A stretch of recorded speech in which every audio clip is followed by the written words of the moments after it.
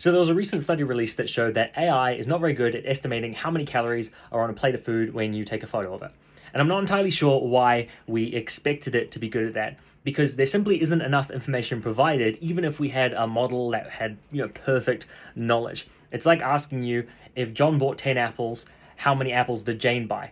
There's just not enough information to deduce anything from that. You'd have to know how many apples there were at the store before or after, or some sort of other information. And it's the same thing with a plate of food. When you take a picture of it, there is no way for it to know exactly how big that plate is. There is no way for it to know how high the plate is stacked. There's no way for it to know if a piece of broccoli is covering a piece of potato. There is no way for it to know if the potato was cooked in oil, or how much oil, or what sort of oil, or if there was another sauce used that added extra calories. There's just simply too many unknowns that I don't know why we ever expected it to be able to give a sensible estimate. And so I think whether we're using AI or whether we're using some sort of other tool, we need to be looking at these things with realistic expectations and being like, would it even be possible if we had some sort of perfect, machine to even be able to estimate these things, and then actually interpret the findings from whatever estimate it gives us proportionally? Like, if we're just giving it a single photo, we shouldn't have a lot of confidence in the answer it gives us, because we're simply just not giving it good information. Like, if you put in rubbish inputs,